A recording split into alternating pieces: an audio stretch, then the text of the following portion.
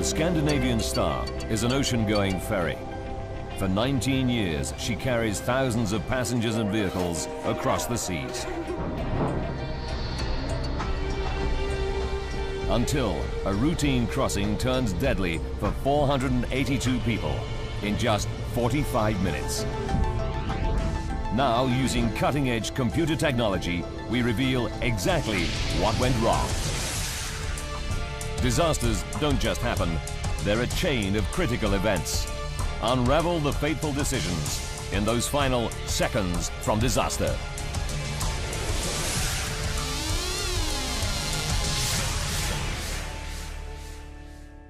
Norway. Oslo. Friday, April 6th, 1990. It's the start of the Easter holidays, and after a brand new renovation, the 142-meter-long cruising ferry Scandinavian Star has just joined the popular route between Norway and Denmark.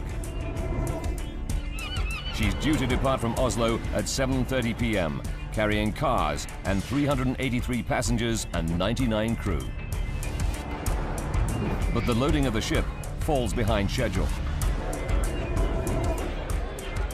Waiting in a car on the dock with her family is Heidi Jensen. She was just 11 years old. We heard about the delay, so my mother and brother went on board while my dad and I waited. He'd been a sailor, and I had lots of silly questions to ask him. I asked him about the lifeboats and if he had been in one and what it was like. And I remember he said he wouldn't recommend it. Despite the delay, the passengers are looking forward to an uneventful 13-hour voyage.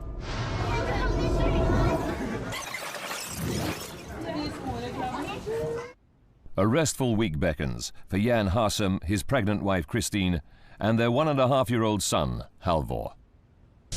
We decided to go on Easter vacation to have some fun. We were looking forward to it, because we were expecting that summer to be very busy. Spring was in the air. There was a nice atmosphere. The weather was clear. Perfect conditions for the 12,500-ton Scandinavian Star. Built in 1971, she's a 9-deck vessel. Deck 3 carries cars and trucks in the center and is lined around its edges by 2 decks of passenger cabins. But most of the passenger cabins are on Deck 5. There are 3 decks above these with lounges, shops, a restaurant, bar and disco. These are put to good use on a route well known for its duty-free party atmosphere. The bridge housing the ship's main controls is on Deck 8. On duty that night is Hugo Larsen. The passengers are in safe hands. He's been a ship's captain for 22 years.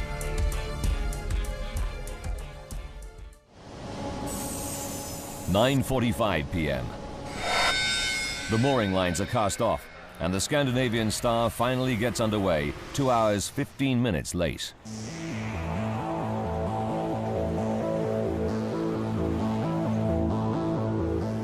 But on board, all is not as it should be. The interior renovation is unfinished, and there's confusion over the simplest tasks. Jan Harsum has already had a mix-up over his cabin number, and at reception, the problems continue. Then the key we were given wasn't the right one, so I had to go all the way back to reception again to get a new key. Even an 11-year-old can see that all is not right on the ship. The crew didn't understand Norwegian or English or anything, and were running about looking very stressed.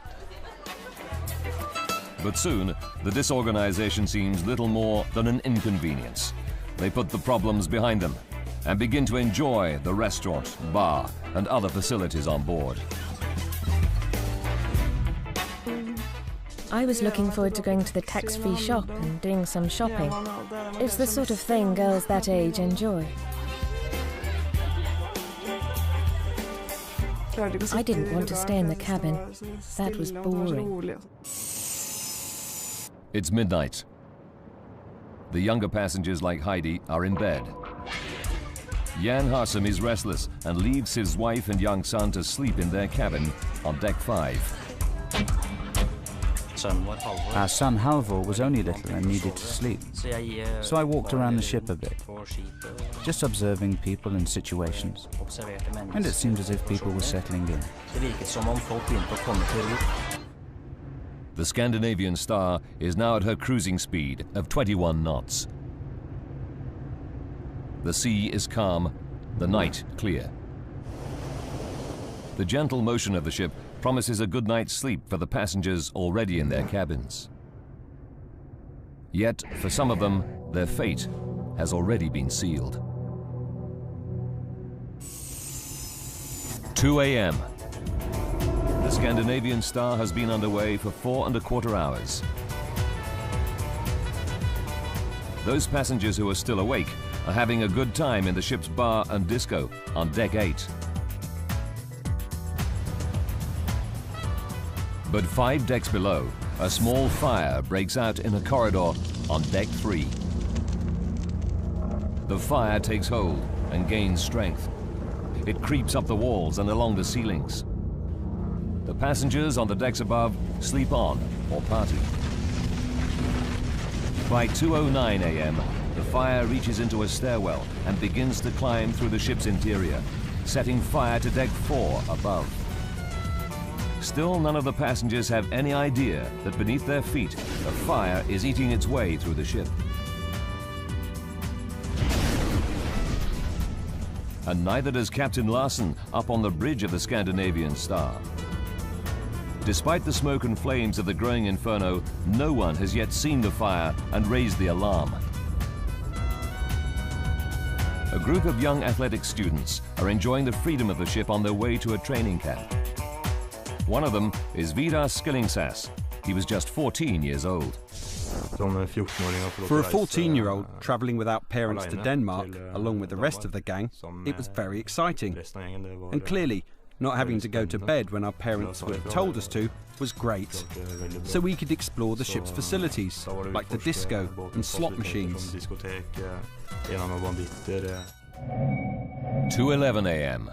Suddenly, Vidar and his friends notice smoke pouring from a stairwell on deck 5. We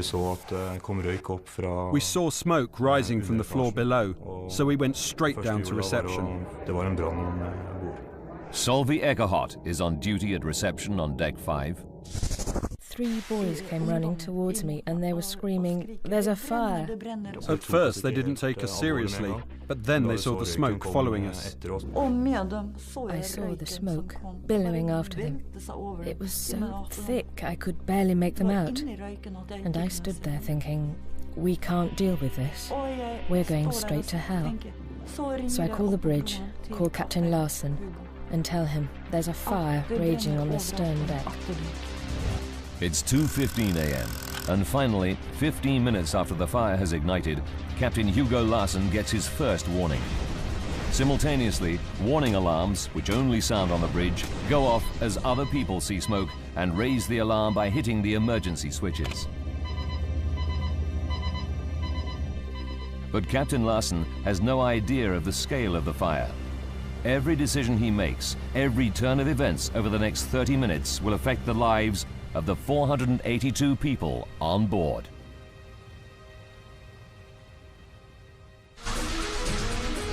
A fire has broken out on the passenger ship Scandinavian Star. 2 of the 8 decks are ablaze. And 482 people are in grave danger.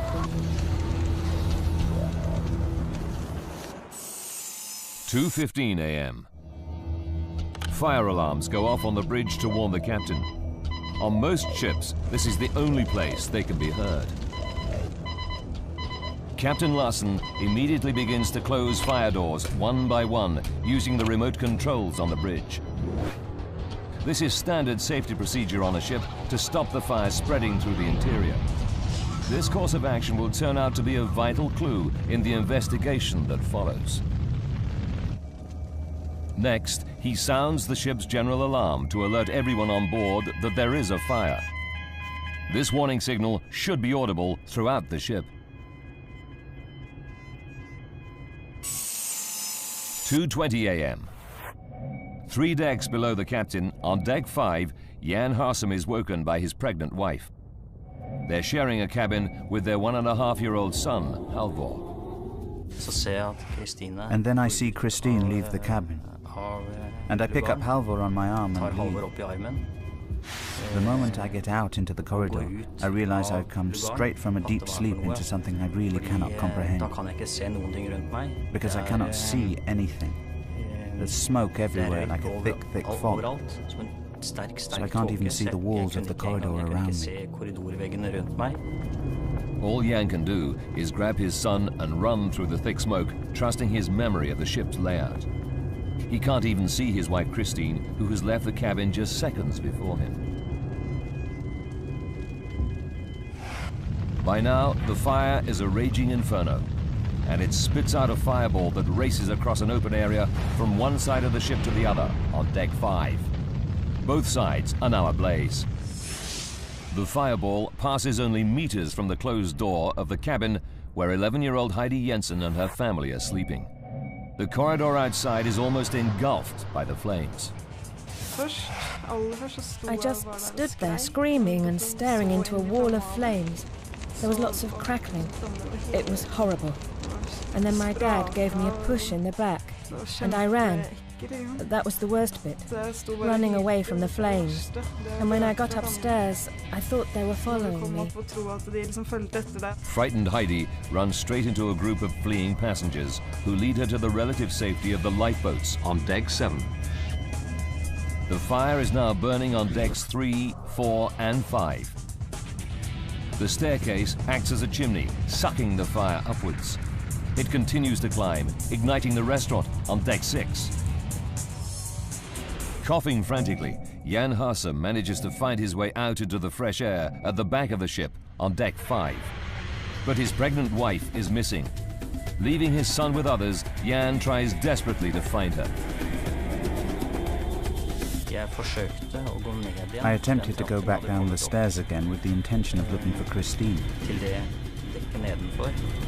But I was met with such a mighty burst of smoke that came up the stairs that I remember the thought occurring to me that if I do not turn around and go back up now, then Halvor will lose me as well.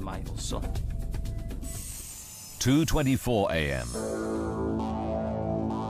On the bridge of the blazing Scandinavian Star on deck 8, Captain Larsen has no accurate information on where the fire has reached or how fast it is spreading. Realizing the situation is out of control, he sets his VHF radio to the international emergency frequency, channel 16. Mayday, mayday, mayday. Scandinavian Star is on fire. He sends out a mayday to any ships in the area. It's the most extreme distress signal at sea. Mayday, mayday, mayday. To make it easier to launch the lifeboats, Captain Larsen also cuts the engines. The Scandinavian Star is now adrift, approximately 30 kilometers from the nearest port, Lysekil in Sweden. By 2:30 a.m., the ventilation is off, another safety procedure. Unfortunately, this allows smoke to invade the passenger cabins all over the ship through the door vents. The passengers trapped in the cabins are in a terrifying situation. They have nowhere to run. In desperation, those awake seek refuge from the smoke anywhere they can, in the closets, in the showers, but there is nowhere to hide. The ship's crew are in chaos. There are no clear emergency procedures for them to follow. Only a few of the crew think to put on breathing apparatus. They go into the choking, smoke-filled interior, searching for survivors. One of them is Staff Captain Kirsten Hansen. He described the awful scene to the ship's receptionist, Solveig Ekerhard. He had a terrible experience down there. One mother, he said, had sat with her back to the wall, holding her 2 children. They were dead. He wanted to take her up, but she said, "No, let me be. I want to die with my children." And then she died. 2:50 a.m. 25 minutes after receiving the Mayday distress signal, the ferry Stena Saga is the first ship to arrive on the scene. One of her crew reaches for his video camera and records the sight that greets them. This is the actual video that he recorded. The waters around the blazing ship are filled with drifting lifeboats. The fire is completely out of control. The captain of the Stena Saga, Lennart Nordgren, describes the scene. We saw the whole of the stern ablaze. We could hear people screaming, and we could also hear the noise of the fire itself, a crackling sound, a bit like popcorn. The flames were 12 to 15 meters high. Other vessels join the Stena Saga, and between them they begin the painstaking job of retrieving the drifting lifeboats. It's 3:20 a.m. Smoke fills the bridge of the Scandinavian Star where Captain Larsen stands. He tells Captain Nordgren on the Stena Saga that he must abandon ship. Nordgren knows that the captain should be the last to leave his ship, and he wants to be sure. This is a recording of their actual conversation. Stena Saga, Scandinavian Star. Scandinavian Star, Stena Saga. I specifically asked him if everybody had been evacuated, and he answered in his own words, "As far as I know, I think everyone has got away." But the truth is that the Scandinavian Star's captain has made a fatal mistake. More than 30 people remain.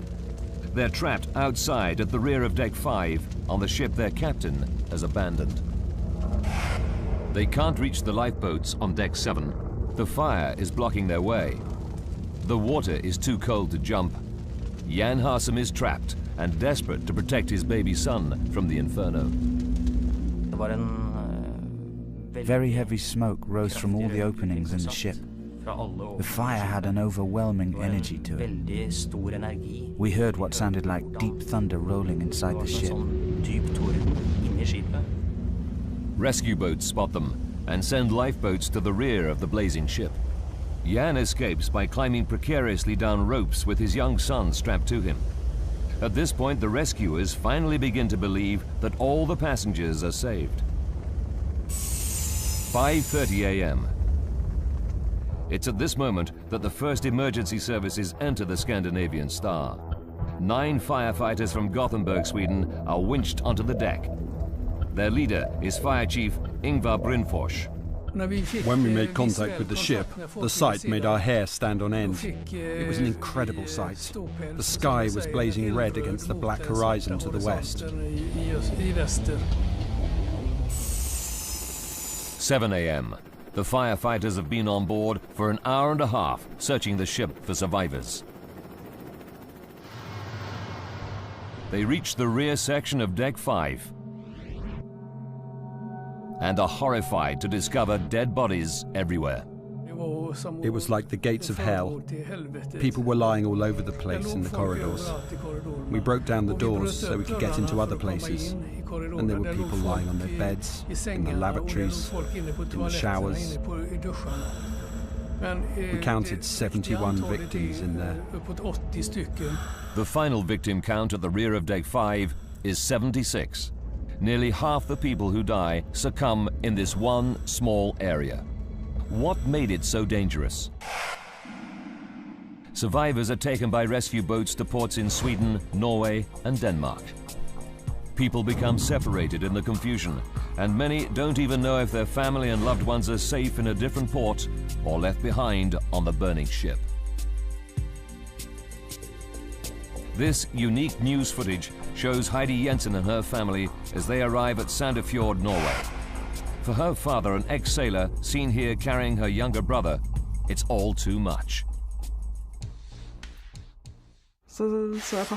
I saw Dad's reaction. He started crying. I think he began to take in what had happened. It had not sunk in before that. But when I saw him reacting in that way, I started thinking it was something big we had experienced, something awful.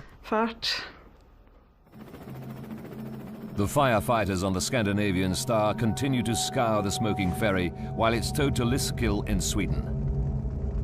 As they widen their search, the number of dead continues to rise.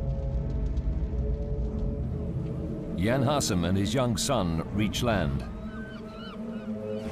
There is still no news of his pregnant wife, Christine. It's almost too much for the human mind to cope with. Had she come out someplace else? Had she been picked up by another craft? After a week of agony, the police deliver the awful news. So Christine's casket and our little son, she was, as I've mentioned, pregnant, were then brought to the churchyard in Asker where we lived and placed there.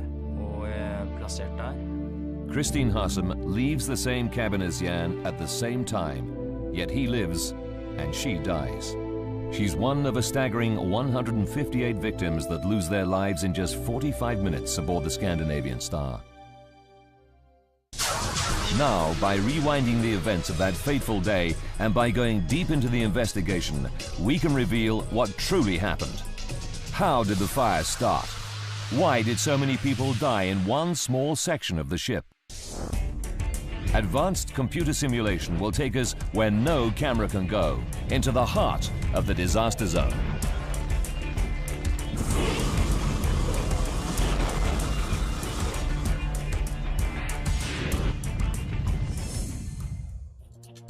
A team of Scandinavian experts is assembled to investigate the disaster.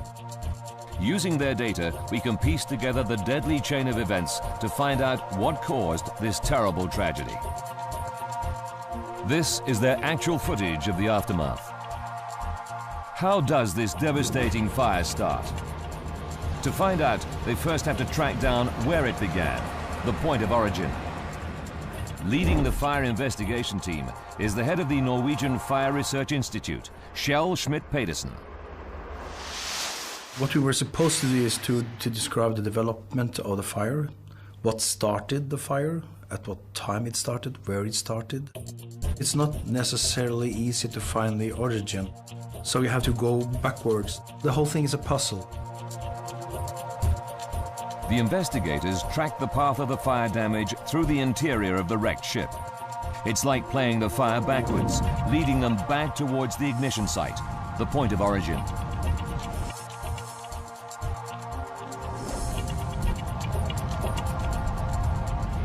The trail ends in a corridor on deck 3. They know that the answer to what starts this devastating blaze must lie in the wreckage of this corridor seen here in their original video.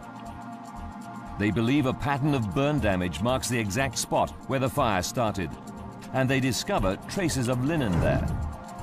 They conclude that the fire was started in a pile of bedding. But what sets the bedding on fire? There was no electrical equipment.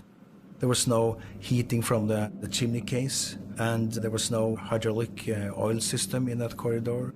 We found no equipment or anything that could have naturally started the fire. Could it have been set accidentally by a passenger or crew member? They discover that the passenger cabins on deck 3 were not in use. The deck should have been empty.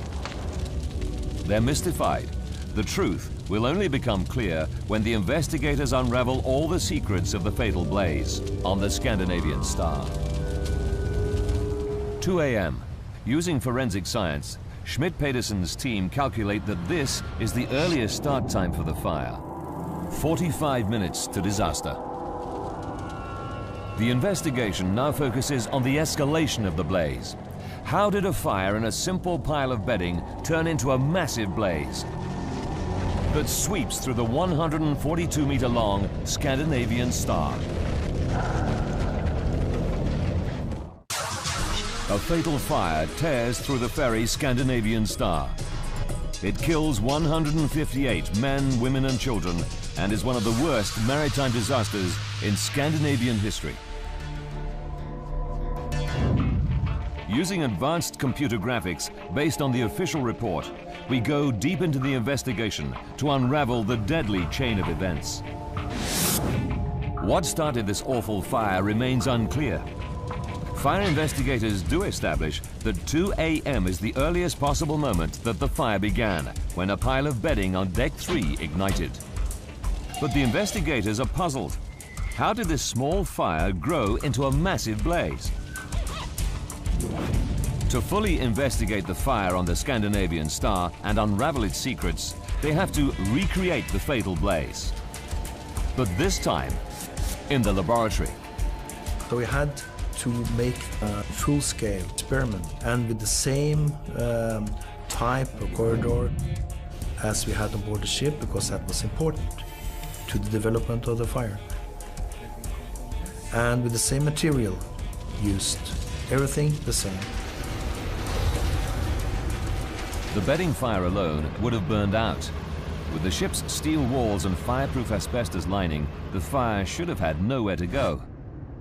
And when they examine the burnt-out interior, they find the asbestos boards, although buckled, have not burnt. If it isn't the lining boards themselves, what is the fuel source for the fatal blaze? Something is fueling the fire as it races through the ship.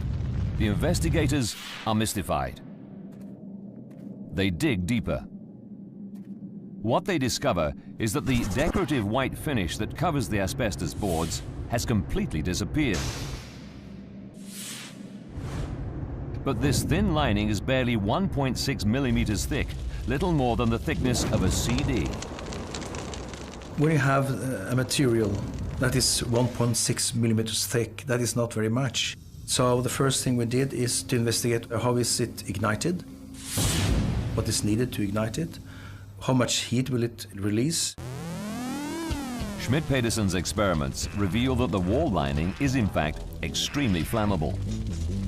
Calculations show that burning a 1 meter square piece of this lining turns out to be roughly the equivalent of throwing 1.5 liters of petrol into the blaze.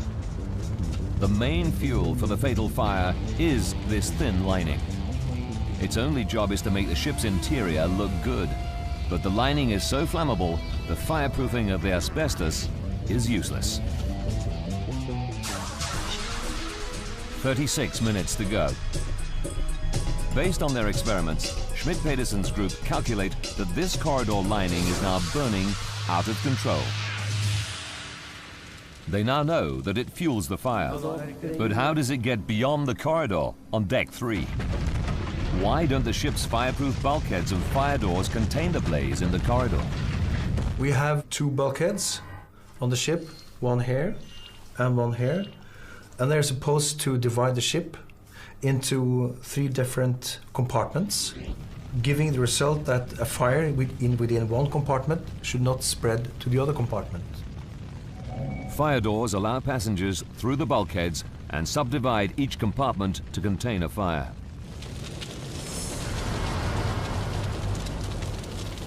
But all this is useless if the fire doors are not shut. On the bridge, Captain Larsen closes fire doors by remote controls in areas where fire alarms are activated. But on the Scandinavian Star, the passenger area fire alarms are not automatic.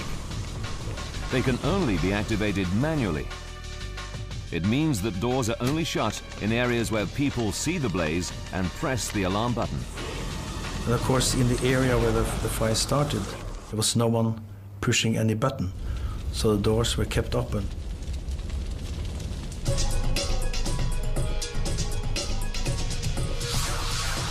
"36 minutes to go.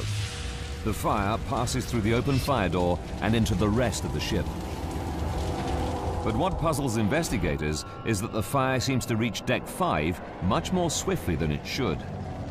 And when it gets there, it roars across the ship in a fireball.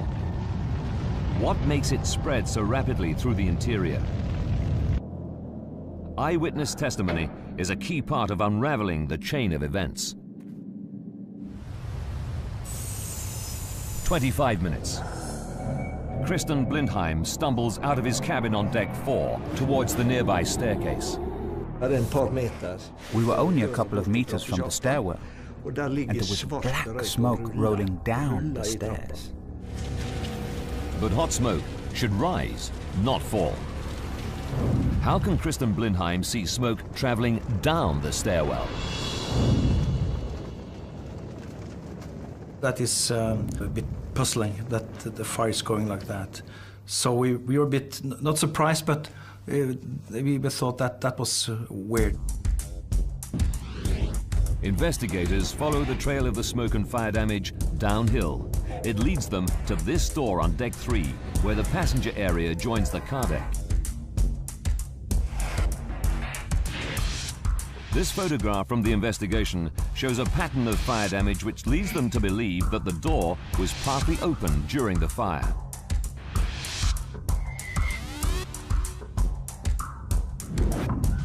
A further clue comes from the scorched van parked right by the door. This damage can only have been caused by hot gases coming through the door and burning the vehicle. The car deck is ventilated by powerful fans designed to suck dangerous vehicle exhaust fumes out of the ship. But with the fire door to the car deck open during the blaze, these fans are literally sucking the fire through the ship. The fire starts in a corridor on deck 3. Within 20 minutes, the airflow sucks the fire up the staircase to deck 5. The conditions there transform it into a fireball that roars across the open space on deck 5 to the stairwell on the other side of the ship. The smoke and flame is then sucked down this stairwell, through the open fire door, and into the car deck. By the time the ventilation fans are all off, 10 minutes later, it's too late. But what is still a mystery to the investigators is why 39 victims at the back of deck 5 failed even to get out of their cabins. They focus on how the passengers are alerted. The main warning comes when they hear the ship's alarm. Surely this would have alerted the passengers. The team investigates the layout of the cabins and the positions of the alarm sirens. They discover that for 59% of the occupied cabins in the rear of deck 5, the sound level of the alarm is less than 57 decibels, substantially quieter than inside a Rolls-Royce traveling down a freeway. The explanation for the sleeping passengers is simple. They probably never heard the alarm. It was just too quiet. Expert fire training officer Chris Harris explains why. It starts off very loud, and it starts travelling down the alleyway. And it has to turn left or right through another alleyway, and it carries on and on and on. But of course, it's passing the cabin doors where the passengers are. So it's restricted again. Plus, of course, the ship being a living ship, we have inbred sounds all the time, the ventilation, the engine noise. With the alarm masked by the distance, the sounds of the ventilation and the engines, the passengers in those cabins probably never even woke up.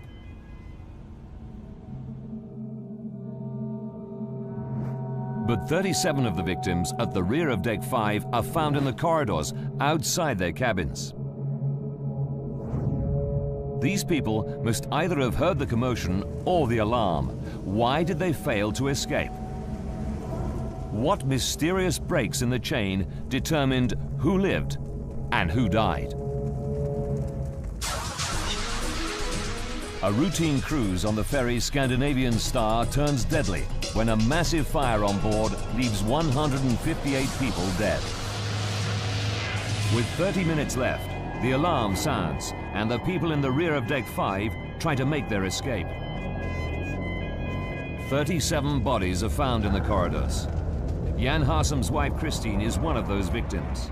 And yet, Jan, escaping from the same cabin at the same time, survives. What did they do differently? Investigators are mystified. They study the layout of the ship for clues about the mysterious death zone at the rear of deck 5. What they find is horrifying. Fire safety engineer Professor Ed Galea explains. The Scandinavian Star had a particular problem on deck 5 towards the aft section.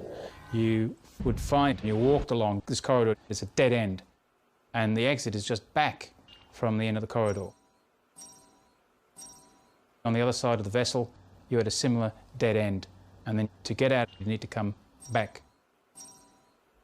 Life or death lies in the instantaneous decisions people make as they struggle to escape from the confusing maze of the blazing Scandinavian star's interior. Jan Hassem, carrying his young son Halvor, turns right when he reaches these corridors. The body of his pregnant wife Christine is found to the left. She couldn't find an exit in the maze of corridors. He turns right, she turns left. That tiny decision means he and Halvor live and Christine dies.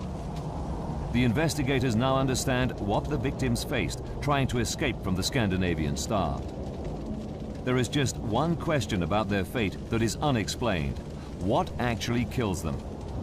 Despite the fire's ferocity, the bodies found at the rear of Deck 5 are not burnt. So, if it isn't the flames, what is it that claims the lives of so many victims? The investigators' attention is drawn to the thick smoke generated by the burning wall linings that filled the interior. Their experiments reveal the awful fact that the smoke on the Scandinavian star is particularly nasty. Not only does it contain carbon monoxide, but something equally deadly: hydrogen cyanide.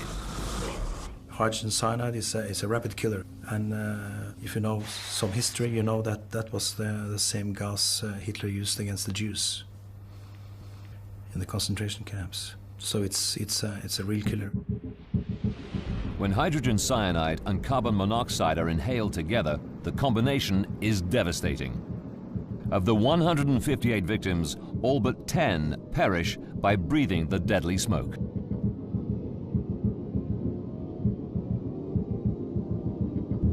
At some stage before death is coming, you are incapacitated, you're unable to move, and then you're trapped, and then death is coming. And all that is taking only a few minutes in this case. Within 8 to 12 minutes of the start of the fire, computer simulations suggest that the amount of toxic smoke on Deck 5 was already reaching a fatal level.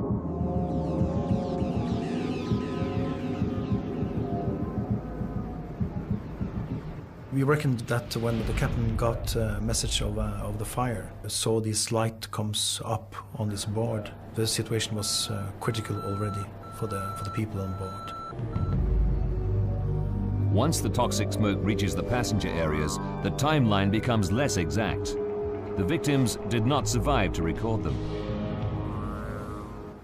45 minutes after the fire starts, Schmidt-Pedersen's group calculate that the disaster is complete. The fire is out of control, the interior filled with deadly smoke. All of the victims in the cabins and the corridors have died, trapped in their cabins or lost in the interior. The first rescue vessel, the Stena Saga, is still 5 minutes away. But investigators remain puzzled by one thing. In an emergency situation, the crew are responsible for the safety of passengers. They're supposed to be trained to deal with emergencies. Why do they not perform better on the Scandinavian star during the disaster? The investigators check the ship's logs and registers and interview the crew. Then they unearth the truth. The seeds of the disaster were planted more than 2 weeks before the fatal fire. The Scandinavian star was rushed into service.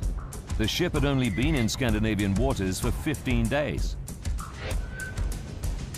Before that, she'd been doing a completely different job, working as a casino cruise ship more than 5,500 kilometers away in Miami with a different crew. The ship's management had scheduled just 10 days to convert the ship from a floating casino cruise ship to a passenger ferry and train an almost completely new crew. It's not nearly long enough, as Master Mariner Captain Emma Tiller explains. I would not consider 2 weeks reasonable to train the crew up on a new vessel with a new layout. I would consider somewhere in the region of 6 to 8 weeks to be more reasonable. Not one single fire drill had been carried out. Even more disturbingly, they discovered that many of the new crew spoke neither English nor any of the Scandinavian languages. A fact that many of the passengers had spotted before the catastrophe. Later in the evening, I realized that many of the crew were Portuguese and didn't speak Norwegian, and to some extent, not English either. Confusion in the multilingual crew is a problem on board from the very start of the ferry's journey. When the catastrophe happens, the crew organization simply falls apart. As Lennart Norgren, captain of the rescue ship Stena Saga, explains. It turned out later that so much was missing, both in crew training and conditions on board, that they were absolutely not ready to go into service. The Scandinavian Star was simply an accident waiting to happen. Yet none of this explains the final key question. How did the fire start in the first place?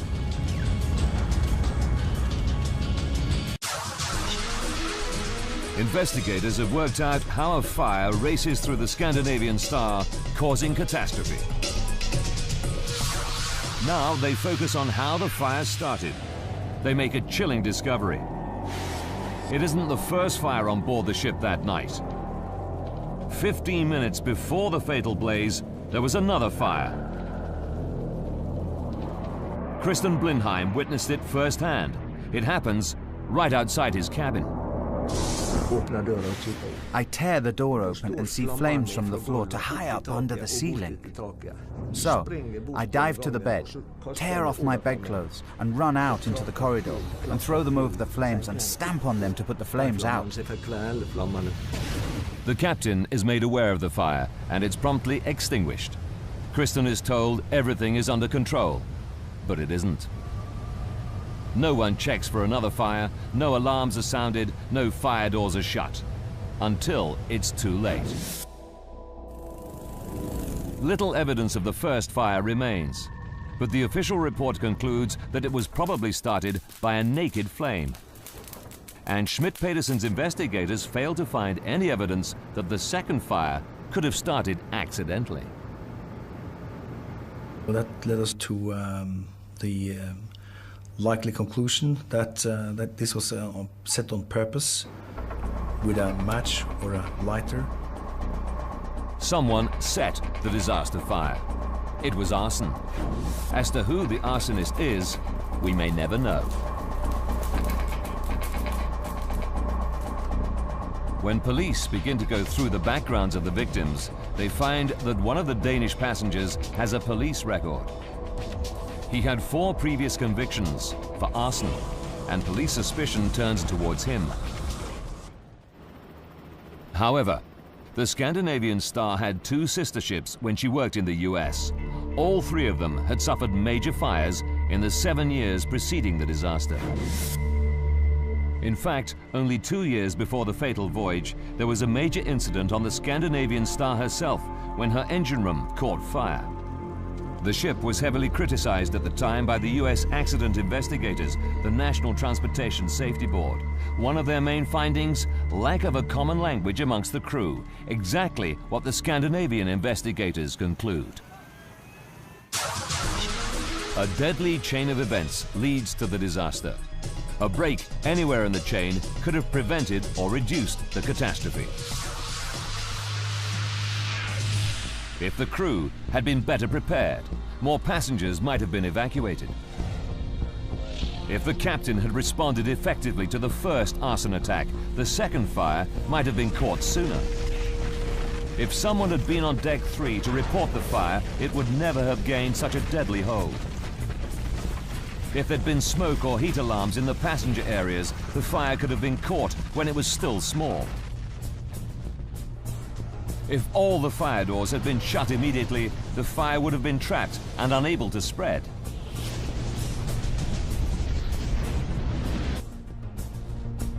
If the alarm had been louder, more of the sleeping passengers would have been roused in the rear of deck 5. If the walls had been fitted with a fireproof lining that did not produce poisonous smoke. But none of these things happened, and 158 people perished.